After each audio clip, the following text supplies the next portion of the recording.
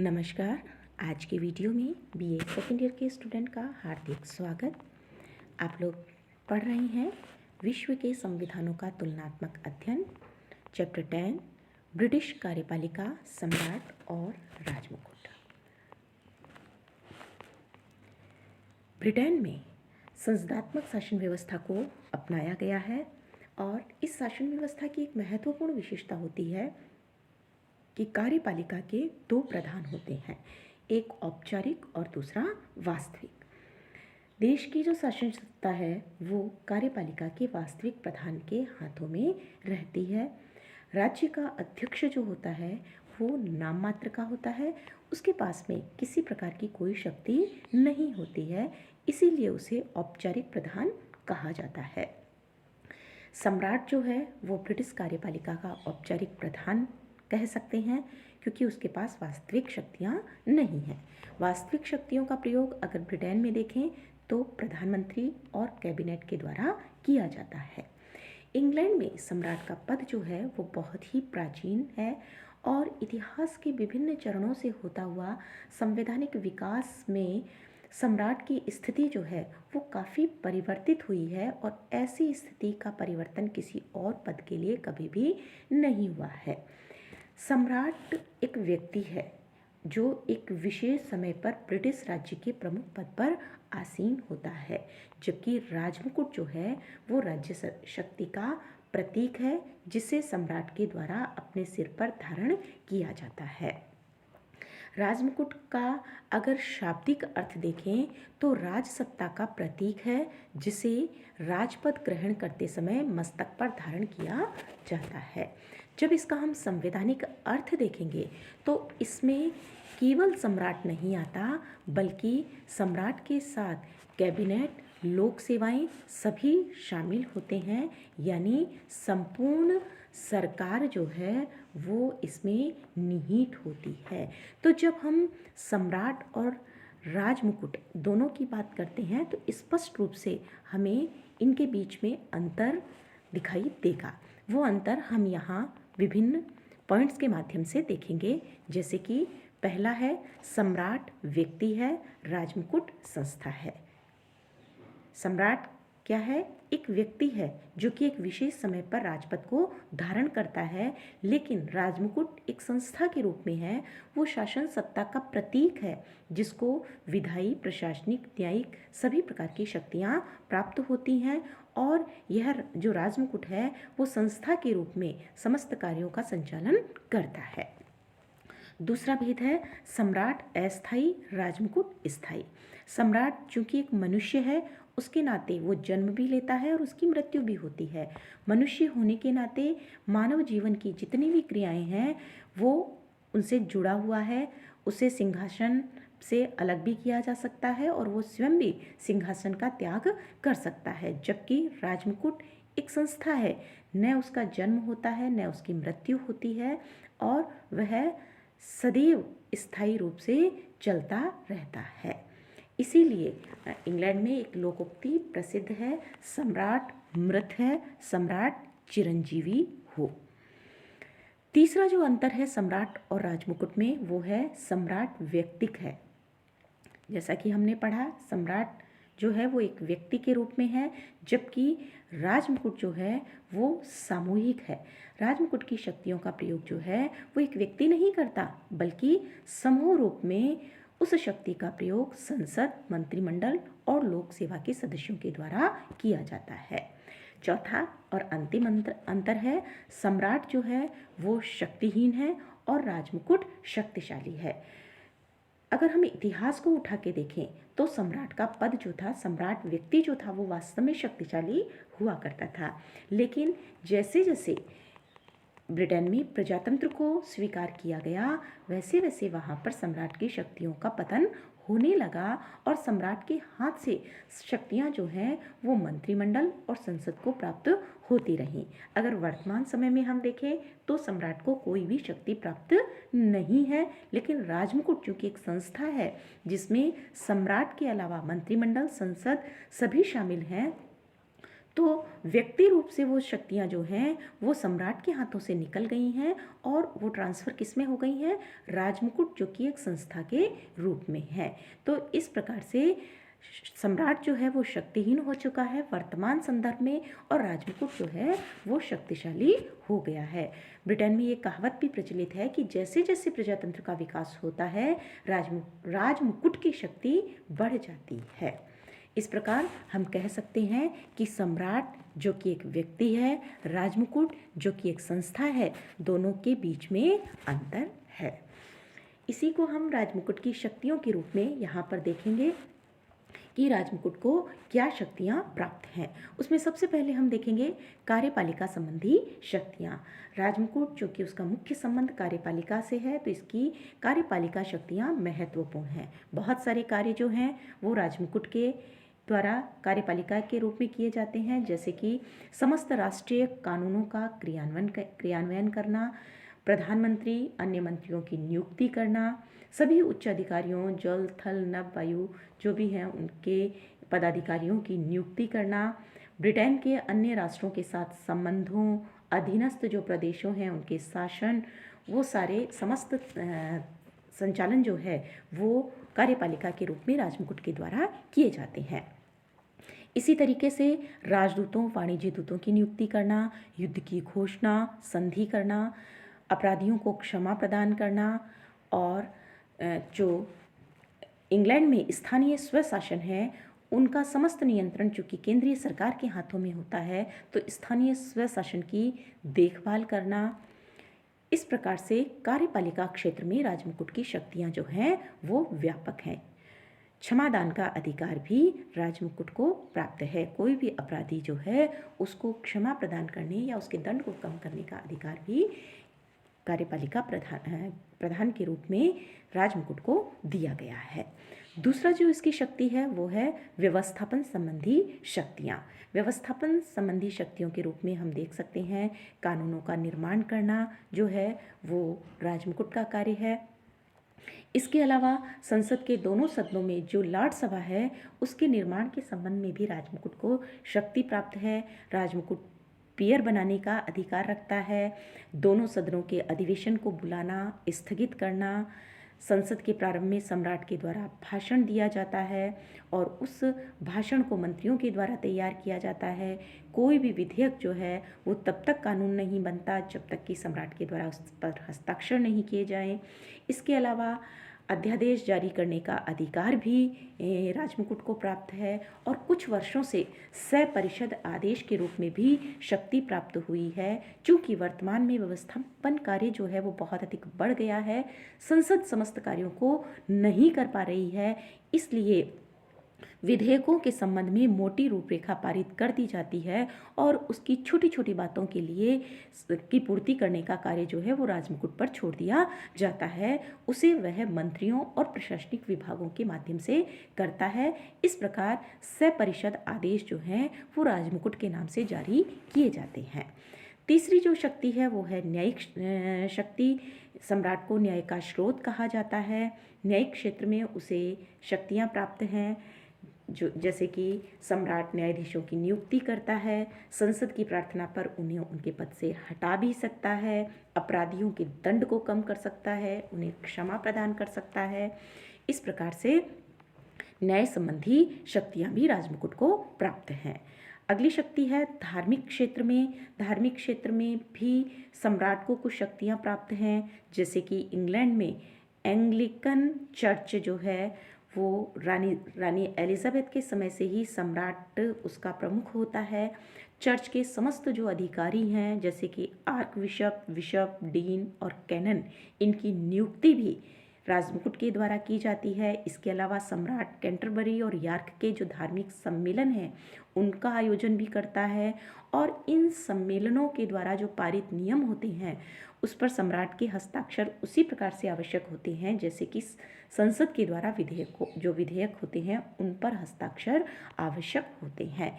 इस प्रकार धार्मिक क्षेत्र में भी सम्राट को शक्तियाँ प्राप्त हैं। सम्राट जो है वो सम्मान का स्रोत माना गया है। उसे राजमुकुट को अधिकार प्राप्त है कि जो ब्रिटिश नागरिक हैं उनको सम्मान सूचक उपाधियां भी सम्राट राजमुकुट के द्वारा प्रदान की जाती हैं, जैसे कि ड्यूक, बैरन, अर्ल, नाइट, लॉर्ड, ये जो उपाधियां हैं वो राजमुकुट के द्वारा दी जाती हैं। इस प्रकार अगर हम देखते हैं शक्तियों के रूप में, तो सैद्धांतिक दृष्टि से सम्राट को जो शक्तियां प्राप्त हैं, व्यवहार में उन सब शक्तियों का प्रयोग जो है वो सम्राट के द्वारा नहीं, किसके द्वारा किया जाता है? कैबिनेट के द्वारा किया जाता है। सम्राट जो है वो कार्यपालिका का औपचारिक प्रधान मात्र है, जो कि केवल राज करता है, शासन नहीं करता। ब्रिटेन में चूंकि संसदीय शासन व्यवस्था है, इस कारण प्रत्येक सार्वजनिक कार्य के लिए मंत्रीगण संसद के प्रति उत्तरदायी होते हैं, और इस प्रकार वहाँ पर जो भी शक्तियों का प्रयोग किया जाता है वो मंत्रीगणों के द्वारा किया जाता है, सम्राट के द्वारा नहीं किया जाता है।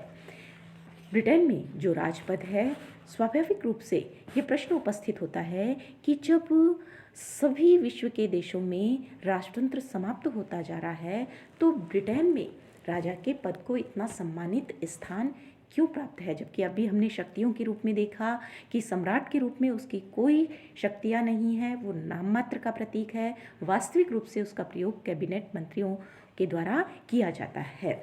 लेकिन उसके बावजूद यह एक महत्वपूर्ण चीज़ है कि राजपद वहाँ पर लगातार बना हुआ है और सम्मानित स्थिति प्राप्त है। उसके विभिन्न कारण हैं। राजपद का जो औचित्य है उसके विभिन्न कारण हैं। उन कारणों में से हम देखेंगे, पहला, ऐतिहासिक महत्व की संस्था। राजपद जो है वो इंग्लैंड में सर्वोच्च ऐतिहासिक महत्व की संस्था के रूप में माना गया है। इंग्लैंड में 829 ईस्वी में सम्राट एडवर्ड के समय में राजपद जो था वो शुरू हुआ था और लगभग 1177 वर्ष पुराना है। इसमें से केवल 11 वर्ष 1649 से 1660 का टाइम था जब क्रामवेल के नेतृत्व में गणतंत्र को स्वीकार किया गया था, लेकिन यह प्रयोग जो किया गया था वो असफल रहा और इसकी असफलता ने ब्रिटेन में राजतंत्र की प्रतिष्ठा में भी वृद्धि कर दी। 1660 में ब्रिटेन में फिर से राजतंत्र स्थापित हो गया और चूंकि लंबा ऐतिहासिक कारण रहा है और ब्रिटेन के लोग जो हैं वो रूढ़िवादी हैं, इसके कारण भी वहाँ पर राजतंत्र के बिना ब्रिटिश राज की कल्पना नहीं की जाती है। तो ऐतिहासिक महत्व होने के कारण भी ब्रिटेन में राजपद का औचित्य कहा जा सकता है। दूसरा है राजपद का लोकतंत्रीकरण। वर्तमान में अगर इंग्लैंड में राजपद बना हुआ है तो उसका सबसे बड़ा कारण है राजपद का लोकतंत्रीकरण। यदि इंग्लैंड के राजाओं ने रूस के जारों की तरह या फ्रांस के मैं राजा हूँ लुई 14वें की भांति व्यवहार किया होता तो इंग्लैंड में राजपद भी उसी तरह से समाप्त हो गया होता जैसे कि रूस और फ्रांस में समाप्त हो गए। लेकिन इंग्लैंड के जो राजा थे उन्होंने बदलती हुई परिस्थितियों को समझा। 1688 में जो गौरवपूर्ण क्रांति हुई थी उसके बाद में उन्होंने लोकतंत्र के विकास में कभी भी बाधा नहीं पहुंचाई। लोकतंत्र के विकास क्रम, उसकी प्रक्रिया को अनिवार्य माना गया। कभी कभी अनजाने में जानबूझ के व्यवस्था पूर्वक किसी भी रूप में हम कहें राजपद के द्वारा, राजा के द्वारा सहयोग किया गया। जैसे कि रानी एने, विलियम और मैरी प्रथम दो जो जॉर्ज राजा थे, उन्होंने भी लोकतंत्र के निर्माण में महत्वपूर्ण भूमिका निभाई और यही कारण है कि राजपद का लोकतंत्रीकरण जो है वो इतने शांतिपूर्ण तरीके से हुआ कि वर्तमान समय में राजपद जो है वो लोकतंत्र का प्रतीक बन गया है। लोगों के मन में राजा के प्रति स्नेह और सम्मान जो है वो इतना प्रगाढ़ हो गया है कि लोग राजपद का विरोध नहीं करते हैं। अगला है सम्राट के व्यक्तिगत अधिकार और कार्य। राजनीतिक क्षेत्र में अगर देखा जाए तो सम्राट भले ही प्रतीकात्मक है लेकिन कुछ उसको आवश्यक कार्य भी सौंपे गए हैं, जैसे कि संसद का अधिवेशन बुलाना, स्थगित करना, लोक सदन को विघटित करना, उद्घाटन भाषण देना, प्रधानमंत्री अन्य मंत्रियों अधिकारियों की नियुक्ति करना, सपरिषद आदेश जो है वो सम्राट की उपस्थिति में जारी किए जाते हैं। ये कार्य जो हैं वो औपचारिक हैं, लेकिन इसके साथ साथ यह भी तथ्य है कि संवैधानिक प्रधान जो है वो सम्राट है, उसके द्वारा ही वहाँ पर कार्य किया जाता है और किसी भी अधिकारी के द्वारा नहीं किया जाता। यानी ये जो भी कार्य किए जाते हैं वो उसके नाम पर किए जाते हैं। इसके अलावा सामान्य परिस्थितियों में सम्राट अपने कार्यों के लिए कैबिनेट के परामर्श से बंधा हुआ है। विशेष परिस्थितियों में ब्रिटिश राज्य और उसकी जनता के हितों की रक्षा के लिए सम्राट के द्वारा स्वविवेक की शक्तियों का प्रयोग भी किया जाता है। अगला जो राजपद का औचित्य है वो है आर्थिक औचित्य। राजपद का आर्थिक आधार पर भी औचित्य कहा जा सकता है। राजतंत्र में इंग्लैंड की आय का 1% का 20वां भाग जो है वो सम्राट के ऊपर खर्च किया जाता है। अगर हम यही चीज़ देखें कि राजपद के स्थान पर निर्वाचित प्रधान की व्यवस्था की जाए तो उसके चुनाव, वेतन, भत्ते, कर्मचारी, इन सब में इतनी ज़्यादा धनराशि खर्च होगी जो कि वर्तमान में सम्राट को दिए जाने वाली धनराशि से अधिक होगी। तो लाभों की तुलना में अगर देखें तो वह हालांकि कम नहीं है, फिर भी आर्थिक आधार पर हम कह सकते हैं कि सम्राट का पद बना रहता है, इसलिए इसका औचित्य कहा जा सकता है। अगली जो विशेषता है वो है ब्रिटेन के अंतर्राष्ट्रीय प्रभाव का साधन। न सिर्फ आंतरिक राजनीति बल्कि अंतर्राष्ट्रीय राजनीति में भी देखें तो ब्रिटेन के लिए सम्राट पद का बहुत अधिक महत्व कहा जा सकता है। 19वीं सदी में ब्रिटेन का जो विश्वव्यापी साम्राज्य स्थापित हुआ था उसका एकमात्र आधार जो था वो सम्राट का व्यक्तित्व था। सम्राट ने ब्रिटिश साम्राज्य के स्थायित्व में योग दिया था। वर्तमान समय में भी अंतर्राष्ट्रीय राजनीति में ब्रिटेन का जो भी महत्व है उसका आधार राष्ट्रमंडल है और राष्ट्रमंडल जो है वो सम्राट के व्यक्तित्व के ऊपर आधारित है। ब्रिटिश राजनीति इस बात से भलीभांति परिचित है और यही कारण है कि वहाँ पर राजपद को हटाने का कभी भी प्रयास नहीं किया गया। अगला है ब्रिटिश राष्ट्र की एकता का प्रतीक। सम्राट न सिर्फ ब्रिटिश शासन बल्कि ब्रिटिश राष्ट्र की एकता का भी प्रतीक कहा जाता है। ब्रिटिश सम्राट किसी एक पक्ष का नहीं वरन सभी का सम्राट है और सम्राट के राज्यारोहण, राजतिलक, अन्य अवसरों पर सभी व्यक्तियों के द्वारा जिस तरीके से राजभक्ति व्यक्त की जाती है उसके परिणाम स्वरूप देशभक्ति और राष्ट्रीय एकता की भावनाओं को बल मिलता है। इस प्रकार हम कह सकते हैं कि ब्रिटेन में ब्रिटिश जो राष्ट्र की एकता है वो राजपद के रूप में देखी जा सकती है। अगला है निरंतर तथा स्थायित्व का प्रतीक। ब्रिटिश जनता चूँकि रूढ़िवादी है, वहाँ पर क्रांतिकारी परिवर्तन वहाँ की जनता नहीं चाहती है और यही कारण है कि राजपद को वहाँ बनाए रखने में ही वहाँ की जनता विश्वास करती है। राजपद ब्रिटिश जीवन के आधारभूत मूल्यों की रक्षा का साधन माना जाता है। ब्रिटिश जनता राजपद को सुरक्षा का साधन मानती है और इस बात में विश्वास करती है कि जब तक राजपद है तब तक राजनीतिक और सामाजिक जीवन के मूल्य सुरक्षित हैं। और ब्रिटेन में यह भी कहा जाता है कि जब सम्राट बकिंघम पैलेस में है तो जनता सुख की नींद सोती है। अगला है मनोवैज्ञानिक महत्व। ब्रिटिश राजपद का मनोवैज्ञानिक महत्व भी है। सम्राट पद जो है वो अत्यंत महत्वपूर्ण है। जनता के लिए सरकार और राज्य का साकार रूप है। राजभक्ति के माध्यम से देशभक्ति का संचार करता है। साधारण व्यक्ति राष्ट्र, सरकार और देश जैसे अमूर्त शब्दों की अपेक्षा राजा जैसे मूर्त शब्द को आसानी से स्वीकार कर लेता है। सम्राट पद जो है वो ब्रिटिश प्रजातंत्र को एक प्रकार की भव्यता प्रदान करने का भी कार्य करता है। प्रजातंत्रात्मक शासन जो है वो बेजान तर्कों और नीरस नीतियों तक ही सीमित नहीं है, उसमें कुछ रंगीनी तड़क भड़क होनी चाहिए। और ऐसी तड़क भड़क कहाँ देखने को मिलेगी? जैसे कि शाही पोशाक में मिलती है। यानी वहाँ के लोगों ने मनोवैज्ञानिक रूप से सम्राट जो पद है उसके अस्तित्व को स्वीकार किया हुआ है। अगला है संसदीय प्रजातंत्र में उपयोगी भूमिका। संसदीय प्रजातंत्र में कार्यपालिका के वास्तविक प्रधान के साथ साथ औपचारिक प्रधान की भी आवश्यकता होती है। औपचारिक प्रधान को कुछ विशेष कार्य करने होते हैं, जैसे कि एक प्रधानमंत्री के त्यागपत्र देने के बाद दूसरे प्रधानमंत्री को पद ग्रहण करने के लिए सम्राट आमंत्रित करता है, व्यवस्थापिका का अधिवेशन बुलाना, स्थगित करना, विघटित लोकप्रिय सदन को विघटित करना, ये सम्राट के द्वारा किया जाता है। औपचारिक प्रधान के द्वारा वास्तविक जो कार्यपालिका होती है उसे परामर्श देने का कार्य भी किया जाता है। ब्रिटेन में संसदीय चूंकि प्रजातंत्र है और इस कारण औपचारिक प्रधान की आवश्यकता को देखा जा सकता है। अगर ऐसी स्थिति में ब्रिटेन में राजपद जो है वो समाप्त कर दिया जाए तो भारतीय राष्ट्रपति के जैसे किसी निर्वाचित प्रधान की व्यवस्था करनी होगी। नए सिरे से निर्वाचित प्रधान की व्यवस्था करने पर बहुत सारी समस्याएं आएंगी। निर्वाचित प्रधान की चुनाव व्यवस्था के संबंध में विवाद खड़े होंगे। महत्वाकांक्षी प्रवृत्ति वाला अगर कोई निर्वाचित प्रधान है तो राजनीतिक मर्यादाओं का उल्लंघन होगा। इसके अलावा चूंकि उसको राजनीतिक जीवन का कोई अनुभव नहीं होता तो उसके द्वारा निष्पक्षतापूर्ण आचरण करने पर भी संदेह व्यक्त किया जाएगा। इस प्रकार की आशंका जो है वो ब्रिटिश राजपद के संदर्भ में नहीं रहती है। इसलिए संसदात्मक शासन व्यवस्था की दृष्टि से हम कह सकते हैं कि राजपद का औचित्य है। यह भी एक प्रश्न उपस्थित होता है कि क्या निर्वाचित राष्ट्रपति राजपद का विकल्प हो सकता है।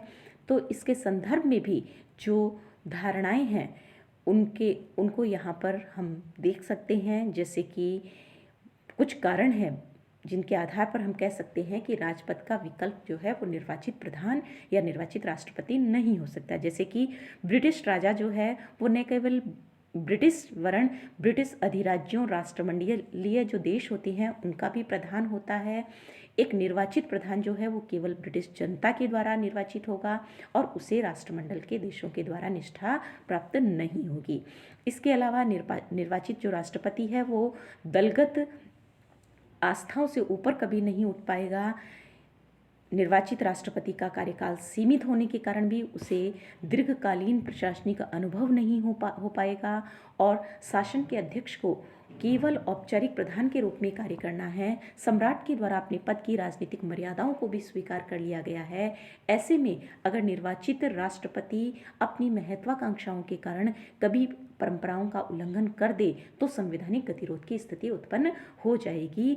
इसलिए ये कहा जा सकता है कि निर्वाचित राष्ट्रपति सम्राट का स्थान कभी भी नहीं ले सकता। उपरोक्त विवेचन के आधार पर हम कह सकते हैं कि सम्राट चाहे शक्तिहीन हो गया हो, राजनीतिक और सामाजिक दृष्टि से आज भी उसके पद का महत्व देखा जा सकता है। शक्तिहीन होते हुए भी व्यवहारिक प्रशासन में उसके द्वारा उपयोगी और महत्वपूर्ण भूमिका का निर्वहन समय समय पर किया जाता रहा है। इसलिए हम कह सकते हैं कि ब्रिटिश शासन व्यवस्था का महत्वपूर्ण अंग है जिसको अस्वीकार नहीं किया जा सकता।